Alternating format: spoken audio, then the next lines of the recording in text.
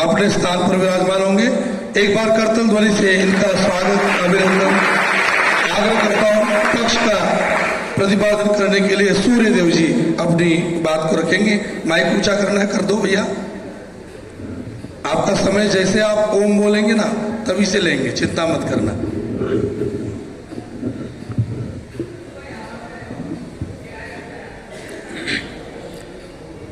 ओम त्वं हीनः पिता वसु त्वं माता शतक्रतो बभूविथ अधातेषु नमीमहे।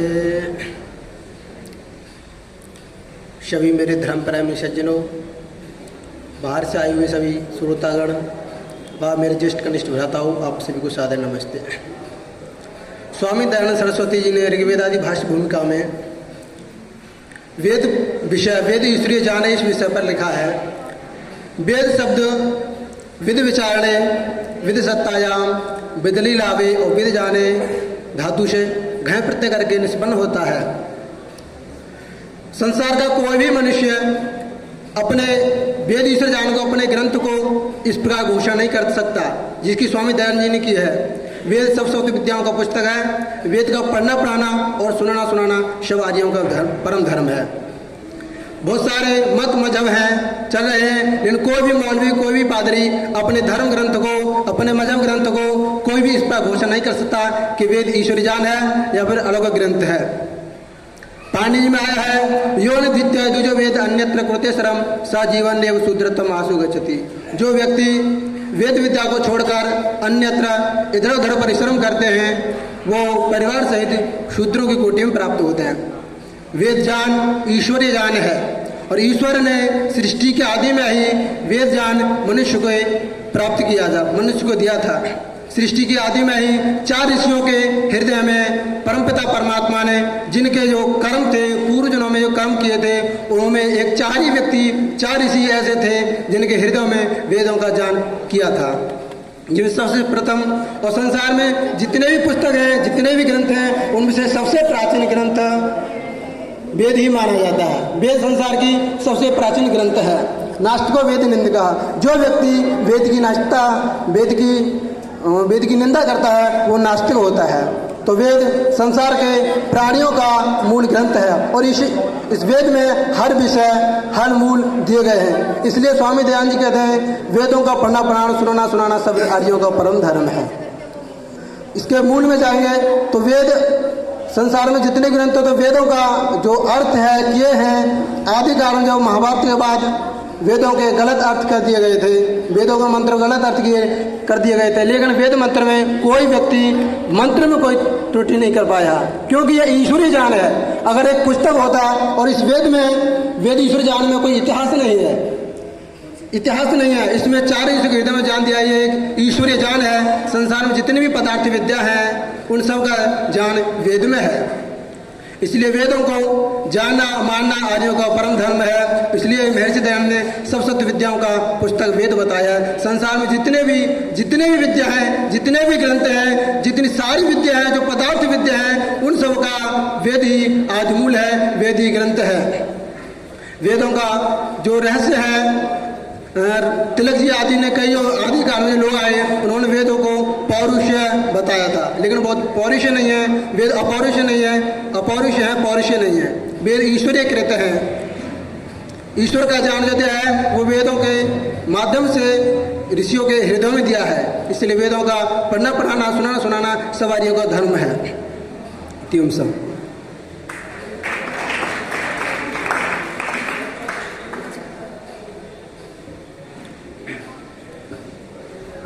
भ्राता जी, आपसे मेरा प्रथम प्रश्न इस प्रकार है। यदि वेद के 4 ऋषि हुए हैं, अग्नि वायु आदित्य अंगिरा, तो क्या जो 4 ऋषि हैं वो जो वर्तमान में अग्नि वायु आदित्य अंगिरा जो हैं वो हैं या फिर अंग स्वरूप ऋषि थे? वो तो ऋषि तो हुए वे तो एक मनुष्य हुए थे, ये परमात्मा नहीं है, ये मनुष्य है। तो मनुष्य तो वे नहीं रहे, मनुष्य तो अल्पज्ञ होता है, सर्वज्ञ नहीं होता है। तो उनका ज्ञान है जो ऋषियों, जो परमपिता परमात्मा जो ज्ञान उनके हृदय में दिया, तो वो ज्ञान आज है। यदि ईश्वरकृत वेद है तो वेदों को भी उस समय पढ़ा था, तो पढ़ने के बावजूद भी गलत क्यों करते थे मनुष्य? क्या यदि ईश्वरकृत वेद है तो वेदों को पढ़ने के बावजूद भी गलत कार्य गलत धर्म पर क्यों चलते थे? जैसे कि कंस चला था और उसका संहार करने के लिए श्री कृष्ण हुए थे, तो उस अपने सामर्थ्य से ईश्वर ने ही क्यों उस कंस को नहीं मार दिया था? कृष्ण की आवश्यकता क्या थी? ईश्वर ने जो जान दिया है वो ईश्वर परोपकारी है, सबके हृदय में जान दिया है, वो अच्छा करने के लिए दिया है। ईश्वर किसी का बुरा नहीं चाहता, इसी के लिए हम सब ईश्वर की संतान हैं, ईश्वर के पुत्र हैं। तो ईश्वर जो दंड देता है वो मतलब ईश्वर एक निराकार है, सर्वशक्तिमान है, तो दंड उसके कर्मों के आधार पर वो देता है, इस जन्म नहीं तो अगले जन्म में देगा। उस दंड को स्वयं क्यों नहीं देता है, दूसरे के आधार बना के क्यों देता है, वही पूछना चाह रहा हूँ। स्वयं मतलब आपका कहने का मतलब है वो सामने आकर दंड दे इस प्रकार? कैसे मतलब ईश्वर सामने आप उसको दंड दे, ऐसा नहीं है। हाँ, स्वयं अपना रूप दिखा करके क्यों नहीं देता है? ईश्वर निराकार है, और जो निराकार है उसका कोई आकार नहीं होता, सर्वशक्तिमान है, अल्पशक्तिमान नहीं है, सर्वज्ञ है, कण कण व्यापक है ईश्वर। तो कण कण व्यापक, और वो एक इतनी बड़ी वस्तु है, पूरे संसार से बड़ा है और छोटे से भी छोटा है, वो आंखों का विषय ईश्वर नहीं है। वेदों में ईश्वर ने स्वयं अपनी स्तुति क्यों, ईश्वर स्तुति उपासना आदि मंत्र जो हैं उसमें अपनी स्तुति स्वयं क्यों करने को कहा है? यानी अपनी स्तुति की विधि ईश्वर ने ही क्यों बताई? क्योंकि उसको तो स्तुति की कोई जरूरत नहीं है। ईश्वर को स्तुति प्रार्थना उपासना की कोई जरूरत नहीं, लेकिन हमको अपने भावी जीवन को, अगले जीवन को प्रचार सफल बनाने के लिए इसकी प्रार्थना उपासना करनी चाहिए, क्योंकि वही हमारा माता है, वही पिता है, वही गुरु आचार्य है। और जब जिसने हमको इतना बढ़िया जीवन दिया है, मनुष्य जीवन दिया है, तो उसके लिए हम उसकी प्रशंसा उपासना करना हमारा अधिकार बनता है, हमको करनी चाहिए। और उसने जो विधि बताई है हम किस प्रकार परमपिता परमात्मा की उपासना प्रार्थना उपासना करें, तो वो तो स्वयं अपनी प्रशंसा कर रहे हैं ना उसमें, वेदों में। और किसकी ऊपर प्रशंसा करोगे? आपको जीवन किसने दिया है?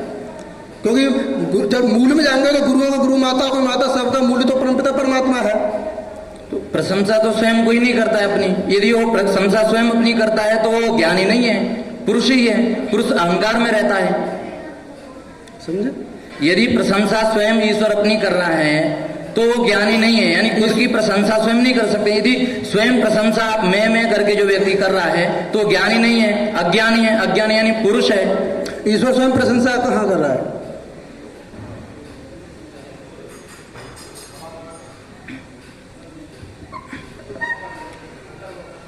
है जी,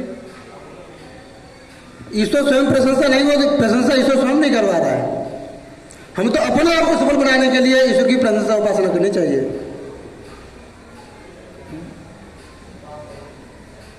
प्रश्न, यदि आप अपने आप कर रहे हैं प्रशंसा ईश्वर की,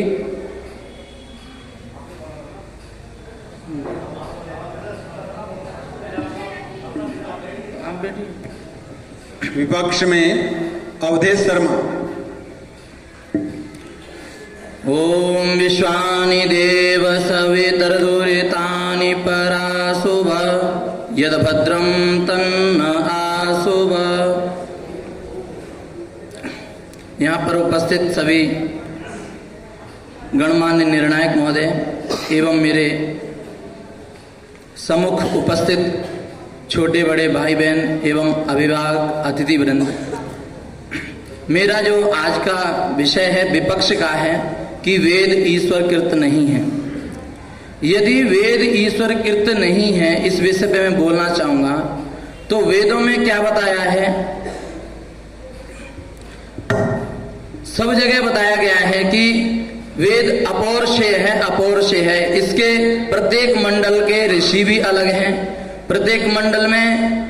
इसके बाद बोलते हैं, पहले बोला गया था वेद एक है, और पुरुष सूक्त में भी लिखा है कि वेदत्रय भी कहा गया है। और फिर उसके बाद ऋग्वेद, यजुर्वेद, सामवेद, अथर्ववेद 4 विभाग कैसे हुए? तो यदि वेद एक है तो 4 वेद कैसे आए? इसलिए मैं कहता हूं कि वेद पुरुष से ही कृत है, पुरुष ने ही बनाया है, वेद अपौरुषेय नहीं है। द्वितीय, इसमें बोला गया है कि इसमें अपनी खुद की प्रशंसा की है वेद में, लेकिन कोई व्यक्ति अपनी प्रशंसा नहीं करता है। यदि वो व्यक्ति प्रशंसा करता है तो अहंकारी माना जाता है। पुरुष और प्रकृति के माध्यम से इस जगत का निर्माण हुआ है, तो सृष्टि के निर्माण की जो प्रक्रिया है वो केवल पुरुष और प्रकृति के द्वारा है। तो पुरुष प्रकृति के द्वारा जब उसमें सृष्टि की उत्पादन विधि बताई गई है, उसके बाद पंच मात्राएं, तन मात्राएं, ज्ञानेन्द्रियां, कर्मेंद्रियां इत्यादि विषय को निरूपित करते हुए बताया गया है। तो इन जो विषयों को बताने का आधार क्या है, तो हमारे वो बोलते हैं वेद हैं। वेद नहीं है, यदि वेद होते तो वो मनुष्कृत नहीं होते, क्योंकि वो मंत्र दृष्टार ऋषय, ऋषियों ने केवल यदि मंत्रों का अर्थ निकाला है तो मंत्र यहाँ पर पलक पर चित्त में कैसे आए।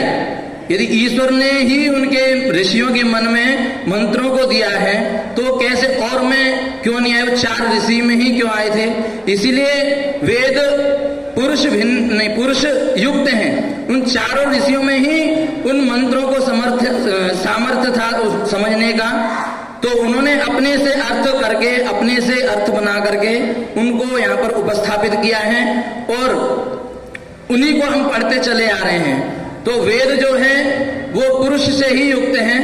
यदि पुरुष भिन्न होता तो उसमें खुद की स्वयं की प्रशंसा नहीं होती और यहाँ पर कई प्रकार का विज्ञान वर्णन नहीं होता।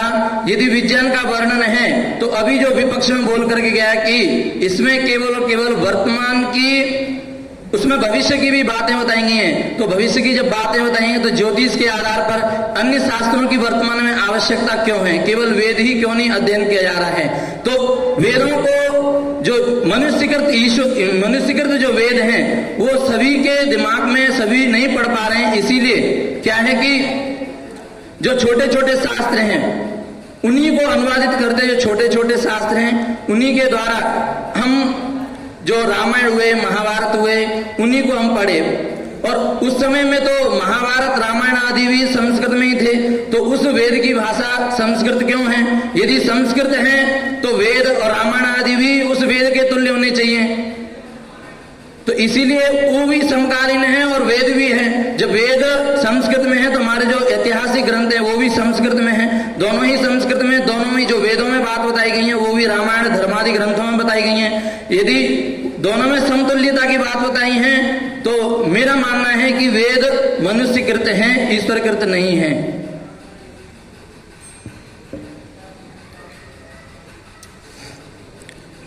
आप बताना कि ईश्वर वेद पुरस्कृत है, तो किस पुरुष ने वेदों की रचना की? ऋषियों ने की, पुरुष ने नहीं, ऋषियों ने की। ऋषियों के आने से पहले वेद थे या नहीं? नहीं थे। जब नहीं थे फिर ऋषियों को कैसे जन्म मिल गया? ऋषियों ने क्या किया था, ध्यान में जाकर के योग के माध्यम से योग चित्ती वृत्ति निरोध योग किया। योग करने के बाद में जो उनको अर्थ अपनी बुद्धि के अनुसार जो आया उसको वो लिख दिए। अभी आपने योग चित्ती वृत्ति निरोधा बोला, ये आया कहाँ से? जब ये कहाँ से लिया? स्वयं ऋषि की कृति है। ऋषि कृत है। ऋषियों को तो वेदों का ज्ञान था ही नहीं, मतलब ये योग चित्ती वृत्ति निरोधा सूत्र वाला ये कहाँ से पकड़ा आपने? ये स्वयं पतंजलि जी की कृति है, योग दर्शन की। वेद सरस्वती विद्याओं का पुस्तक है, तो वेद में से तो निकला है ये। वेद सरस्वती विद्याओं का पुस्तक है, वेद में नहीं लिखा है, बल्कि महर्षि दयानंद जी का कहना है। ये तो मैं भी कह सकता हूँ। मूल ग्रंथ तो वेद ही है क्या, मतलब सरस्वती विद्याओं का पुस्तक है, वेद है, तो वेद में तो सारी विद्या निकली है। ये कहाँ पर लिखा है कि वेद मूल सरस्वती विद्याओं का पुस्तक है? किस ऋषि ने, ईश्वर ने स्वयं लिखा वेद में कि ये वेद ही पर्याप्त है आपके सृष्टि के लिए? यदि पर्याप्त है तो फिर आप दूसरे ग्रंथों को क्यों पढ़ रहे हैं? वेद को ही पढ़िए। वेदों को जब पहले वेद ही चलते थे, ये श्रुति लिखित में तो बाद में आए थे। वेद पहले चलते थे, वेदों का अध्ययन होता था, श्रुति परंपरा होती थी। लिखित में तो जब बाद को महाभारत आदि काल में बाद को जो मतलब इतिहास ग्रंथ आदि जो विख्यात होते न लगे और लोगों की मानसिकता धीरे धीरे कम होने लगी, बुद्धिस्ता गिरता हुआ, तो उसको लिखने की आवश्यकता। तो उनके भी कृतिकार भी बाद में, जब कृति बाद में है तो कृतिकार भी बाद में आए हैं जी। यदि आप बोले वेद पहले हैं तो वेद का भी जो पुरुष है वो पहले था, और उसके बाद में जो कृतिकार हैं, रामायण महाभारत जो भी हैं, उनके भी कृति के साथ में कृतिकार भी बदलते हैं और बोलते हैं आपकी मनुस्मृति है। तो आप ही बोल रहे थे कि कृति मनुस्मृति इत्यादि, तो जो वेदों में पूरी बात बताई मनुस्मृति में क्यों नहीं ली है? यदि मनुस्मृति में ली होती तो इसकी उंगली काट देनी चाहिए, इसकी बाएं उंगली पे काट देनी चाहिए, ये आक्षेप तो वेद में लिखे हैं। यदि ये वेद में लिखे, देखो जो वेद है, अब अभी आप बोल रहे थे विज्ञान आप किसको लाया? विज्ञान बोला था आपने कि जो जितने विज्ञान हैं मनुष्यकृत माने थे, आपने बोल रहे थे। तो विज्ञान से क्या ले रहे हैं आप? कैसे? आपने अपने प्रवचन बोल रहे थे, व्याख्या बोल रहे थे कि विज्ञान, आपने विज्ञान नाम लिया था, विज्ञान और ज्योतिष शास्त्र आदि आपने पकड़े थे, तो ज्योतिष शास्त्र आदि वेदों से नहीं है क्या? देखिए, जो भी कुछ भी ज्ञान है वो ऋषियों के कृत्य है, ऋषियों ने ही किया है, चाहे विज्ञान हो, भूगोल हो, भौगोलिक हो, व्याकरण हो, विज्ञान दर्शन। आया कहाँ से? ऋषियों में कहा? ऋषि तो अल्पज्ञ है व्यक्ति, इसको तो स्वाभाविक ज्ञान होता ही नहीं।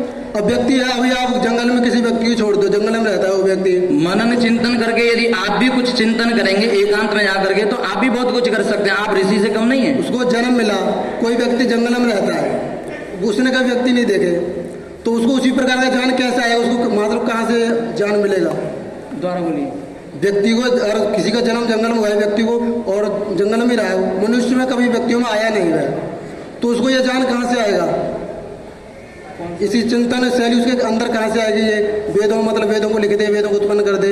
इसका ज्ञान जैसे आप अपनी पुस्तक लिखेंगे तो आपकी अपनी पुस्तक जो है वो आने वाली आपकी जनरेशन के लिए, अन्य की जनरेशन के लिए लाभदायक है, उसी प्रकार उन ऋषियों की जो कृति है वो हमारे लिए लाभदायक है।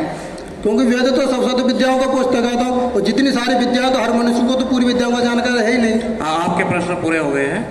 एक बार करतल ध्वनि से आप इनका, हाँ, केवल 5 प्रश्न पूछने हैं आपके। आप अगले प्रतिभागी के रूप में, आपके हो गए 5 प्रश्न पूरे हो गए, आपके भी हो गए, हो गया।